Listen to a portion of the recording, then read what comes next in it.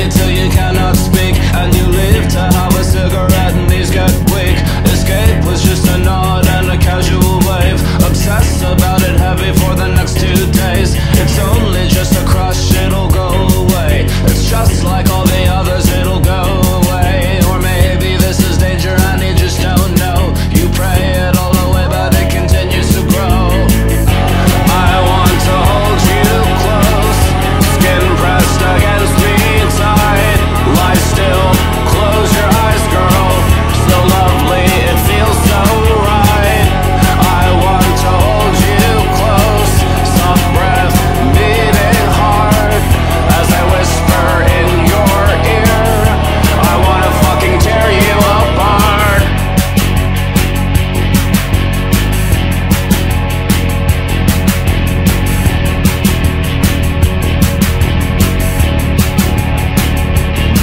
Then he walked up and told her, thinking maybe it'd pass, and they talked and looked away a lot, doing the dance. Her hand brushed up against his, she left it there.